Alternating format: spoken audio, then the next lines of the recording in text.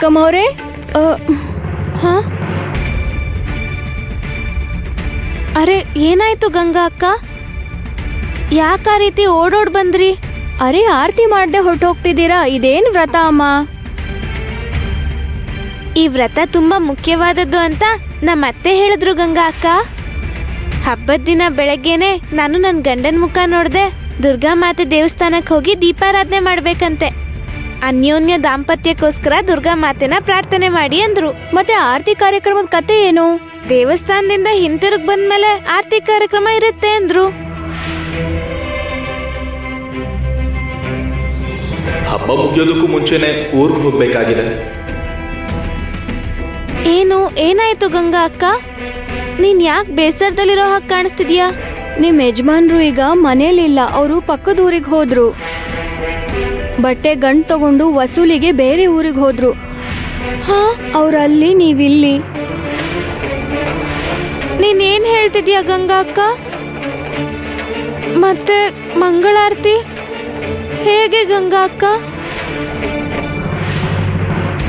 ಅಮ್ಮವ್ರೆ, ನೀವು ಗಾಬರಿ ಆಗ್ಬೇಡಿ.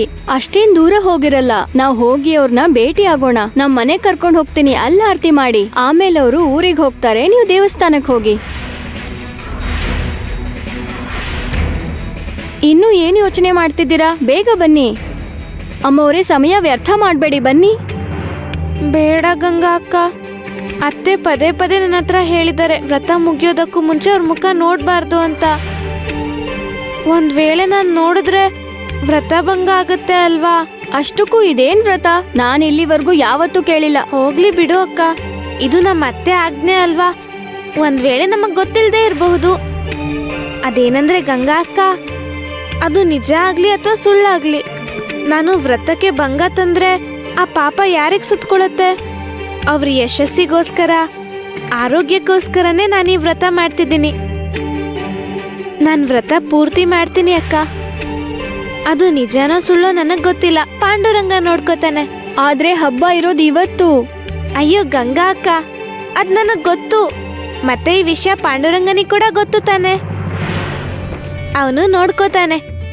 ನಾನು ನನ್ನ ವ್ರತನ ಪೂರ್ತಿ ಮಾಡ್ತೀನಿ.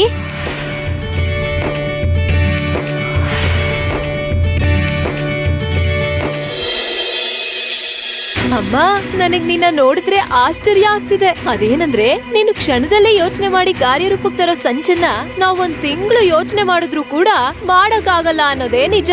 ಮೆಲ್ಲಗ್ ಮಾತಾಡು, ಯಾರಾದ್ರೂ ಕೇಳಿಸ್ಕೊಂಡ್ರೆ ಸುಮ್ನೆ ನನಗೆ ದೃಷ್ಟಿ ಆಗುತ್ತೆ. ಸುಮ್ನಿರಮ್ಮ, ದೃಷ್ಟಿ ಆದ್ರೆ ನಿನಗ್ ಯಾಕೆ ತಗ್ಲತ್ತೆ? ನೀನ್ ತುಂಬಾ ಶ್ರೇಷ್ಠವಾದವಳು. ನೀನ್ ಮೇಧಾವಿ, ಅದಕ್ಕೇನೆ ಇಂಥ ಉಪಾಯಗಳು ನಿನಗೆ ಹೊಳೆಯೋದು. ದಿಗುನ ಪೂರ್ವದ ಕಡೆ ಕಳಿಸ್ದೆ, ಮತ್ತೆ ಸಕ್ಕುನ ಪಶ್ಚಿಮದ ಕಡೆ ಕಳಿಸ್ದೆ. ಅವಳು ವ್ರತ ಪೂರ್ತಿ ಮಾಡೋಕ್ ಹೋಗಿದ್ದಾಳೆ, ದಡ್ಡಿ ಅವಳು. ಆದ್ರೆ ಅಮ್ಮ, ಇಂಥ ಒಳ್ಳೆ ಯೋಚನೆ ನಿನಗ್ ಹೇಗ್ ಬಂತಮ್ಮ? ಅದು ಹೇಗ್ ಬಂತು ಅಂದ್ರೆ ಏನ್ ಹೇಳೋದು ಯಮುನಾ, ಸಂದರ್ಭಕ್ಕೆ ತಕ್ಕ ಹಾಗೆ ಯೋಚನೆಗಳು ಬರುತ್ತವೆ. ಆದ್ರೆ ನಿನ್ನೆ ನಾನು ತುಂಬಾ ತೀವ್ರವಾಗಿ ಯೋಚನೆ ಮಾಡಿದೆ, ನಾಳೆ ಬೆಳಗಾದ್ರೆ ಮನೆಯಲ್ಲಿ ಏನ್ ನಡೆಯುತ್ತೆ ಅಂತ. ಸಕ್ಕು ಹಬ್ಬದ ದಿನ ದಿಗುಗೆ ಎಣ್ಣೆ ಹಚ್ಚಿ ಅರ್ಶನ ಹಚ್ಚಿ ಸ್ನಾನ ಮಾಡಿಸ್ತಾಳೆ. ಅವಳು ತಪ್ಪು ಮಾಡಿದ್ರೆ ನಾವು ಬೈತೀವಿ, ದಿಗು ಕನಿಕರ ತೋರಿಸ್ತಾನೆ, ಅವಳಿಗೆ ಬೆಲೆ ಬಾಳೋ ಉಡುಗೊರೆನೂ ಕೊಡ್ತಾನೆ. ಇನ್ನು ಅವನನ್ನ ಬಲೆಗೆ ಹಾಕೊಳಕ್ಕೆ ಸಕ್ಕು ಏನಾದ್ರೂ ಉಪಾಯ ಮಾಡ್ತಾಳೆ. ದಸರಾ ಹಬ್ಬದ ದಿನ ಏನ್ ಮಾಡಿದ್ಲು? ಮಣ್ಣಿಂದ ಸರಸ್ವತಿನ್ ಮಾಡಿದ್ಲು, ತೋರಣ ಕಟ್ಟಿದ್ಲು. ನಿನ್ನೆ ಲಕ್ಷ್ಮೀ ಪೂಜೆಗೆ ಅಕ್ಕಿಯಿಂದ ಲಕ್ಷ್ಮೀನ್ ಮಾಡಿದ್ಲು. ಅವಳು ದಿಗುಗೆ ಹತ್ರ ಆಗೋ ಅವಕಾಶನ ನಾವೇ ಮಾಡ್ಕೊಡ್ತಿದೀವಿ. ಅದ್ರಿಂದ ಸಿಗೋ ಪ್ರತಿಫಲನ ಸಕ್ಕು ಅನುಭವಿಸ್ತಿದ್ದಾಳೆ. ದಿಗುನ ಆಕರ್ಷಿಸೋಕೆ ಪ್ರಯತ್ನ ಪಡ್ತಿದ್ದಾಳೆ. ಅವಳು ಚೇತರಿಸ್ಕೊಳಕ್ ಆಗದೆ ಇರೋ ಹಕ್ ಪೆಟ್ಟು ಕೊಡ್ಬೇಕು. ಇಬ್ರನ್ನೂ ತಲಾ ಒಂದೊಂದ್ ದಿಕ್ಕ ಕಳಿಸ್ಬಿಟ್ರೆ ಯಾವ ತೊಂದ್ರೆನೂ ಇರಲ್ಲ.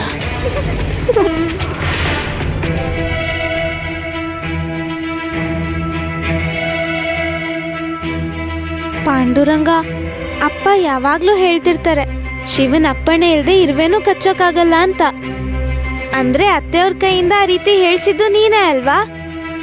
ಮತ್ತೆ ಅವ್ರ ಆಜ್ಞೆನ ನಾನು ಹೇಗ್ ತಿರಸ್ಕಾರ ಮಾಡ್ಲಿ? ಅದಕ್ಕೆ ಕೇಳ್ತಿದ್ದೀನಿ.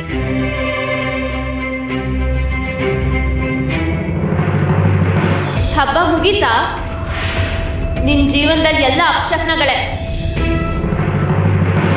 ಪಾಂಡುರಂಗ, ಹಬ್ಬ ಬಂದ್ರೆ ಅಮ್ಮ ಅಪ್ಪನಿಗೆ ಎಣ್ಣೆ ಹಚ್ಚಿ ಅರಿಶಿನ ಹಚ್ಚಿ ಅಭ್ಯಂಜನ ಸ್ನಾನ ಮಾಡಿಸ್ತಾರೆ. ಮತ್ತೆ ನಾನು ಕೂಡ ನನ್ನ ಗಂಡನಿಗೆ ಅದೆಲ್ಲ ಮಾಡಬೇಕು ಅಲ್ವಾ? ಆದ್ರೆ ಈ ವ್ರತ ಪೂರ್ತಿ ಆಗದೆ ಗಂಡನ ಮುಖ ನೋಡ್ಬಾರ್ದು ಅಂತ ಅತ್ತೆ ಹೇಳಿದ್ದಾರೆ. ಮೋತಿ, ನಾನು ಪಕ್ಕದೂರ್ಗ್ ಹೋಗ್ತಾ ಇದ್ದೀನಿ ಅಂತ ಸಕ್ಕು, ಅದೇ ನನ್ನ ಹೆಂಡತಿ ತುಂಬಾ ಸಂಕಟ ಪಡ್ತಾ ಇದ್ದಾಳೆ. ಅವಳು ಹೊರಗಡೆ ಹೇಳಲ್ಲ, ಆದ್ರೆ ಮನ್ಸಲ್ಲಿ ಸಂಕಟ ಪಡ್ತಾಳೆ. ಹಬ್ಬಕ್ಕೆ ಅವಳೇ ನನ್ಗೆ ಆರತಿ ಮಾಡ್ಬೇಕು. ರಾತ್ರಿ ಎಲ್ಲ ಜಾಗರಣೆ ಮಾಡಿ ಮನೆ ಕೆಲಸಗಳನ್ನೆಲ್ಲ ಮಾಡಿದಾಳೆ. ಈ ವಸೂಲಿಯಿಂದಾಗಿ ಎಲ್ಲ ತಲೆ ಕೆಳಗಾಗಿ ಹೋಯ್ತು. ಅವನನ್ನ ಸಿಕ್ಕಾಕಿಸ್ಬಿಟ್ಟೆ, ಮೂಗುದಾರ ಹಾಕ್ಬಿಟ್ಟೆ. ನನ್ ಕಣ್ಣೀರ್ ನೋಡಿ ಅವನು ಪೂರ್ತಿಯಾಗಿ ಕರಗ್ ಹೋಗಿದ್ದಾನೆ. ಇನ್ ಯಾವತ್ತಿಗೂ ನನ್ನ ಮುಷ್ಟಿಯಲ್ಲೇ ಇರ್ತಾನೆ. ಯಮುನಾ, ನಿನಗೆ ನಾನ್ ಹೇಗ್ ಯೋಚನೆ ಮಾಡ್ತೀನಿ ಅಂತ ಗೊತ್ತು. ಭವಿಷ್ಯದಲ್ಲಿ ಇಂಥದ್ದೇ ಸಂಚುಗಳನ್ನ ಮಾಡಿ ನನ್ನ ಮೇಲೆ ತಿರುಗ್ ಬೀಳೋ ಅವಕಾಶ ಇದೆ. ನೀನ್ ಹಾಗ್ ಮಾಡಿದ್ರೆ ನಾನು ನನ್ನ ಪದ್ಧತಿನ ಪೂರ್ತಿಯಾಗಿ ಬದಲಾಯಿಸ್ಕೋತೀನಿ. ನಿನ್ನ ಊಹೆಗೂ ನಿಲುಕದ ರೀತಿಲಿ ತುಂಬಾ ವಿಭಿನ್ನವಾಗಿ ಯೋಚನೆ ಮಾಡ್ತೀನಿ. ಅಷ್ಟೇ ಯಮುನಾ, ನನ್ನನ್ನು ಯಾರೂ ಮೀರ್ಸಕ್ಕಾಗಲ್ಲ. ಹಾಗ್ಯಾಕಂತೀಯಮ್ಮ? ಕಾಡಲ್ಲಿರೋ ಹುಲಿ ಮರಿ ಹಸಿವಾಗಿದೆ ಅಂತ ತನ್ನ ತಾಯಿನ ತಿನ್ನುತ್ತಾ ಏನು? ಸರಿ, ನನ್ ವಿಷಯ ಬಿಡು. ಸಕ್ಕು ಹಬ್ಬದ ಸಂತೋಷನ ನೀನು ಅದ್ಭುತವಾಗಿ ಹಾಳು ಮಾಡ್ಬಿಟ್ಟೆ. ಇಲ್ಲ ಕಣೆ, ನನ್ನ ಪ್ರಮುಖ ಉದ್ದೇಶ ಅದಲ್ಲ ಯಮುನಾ. ದಿಗಂಬರ್ ರಾವ್ ಪಕ್ಕದೂರಿಗೆ ಹೋಗಿದ್ದಾನೆ. 4-5 ದಿವಸ ಆದ್ರೂ ಹಿಂತಿರುಗ್ ಬರಲ್ಲ. ನಾನು ತಕ್ಷಣ ಬಾಬಾ ಅವ್ರಿಗೆ ಕೊಟ್ಟ ಮಾತನ್ನ ಉಳಿಸ್ಕೋಬೇಕು. ಸಕ್ಕುನ ತಾಳ ಮೇಳಗಳ ಜೊತೆ ಆಶ್ರಮಕ್ಕೆ ಕರ್ಕೊಂಡು ಹೋಗ್ಬೇಕು. ಅದಕ್ಕೆ ಈ ಸಂಚು ಮಾಡಿದೆ ಯಮುನಾ.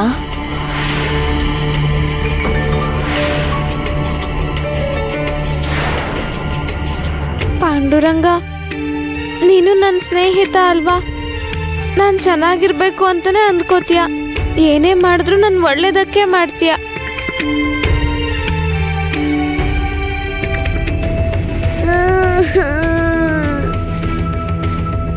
ಯಾರದು?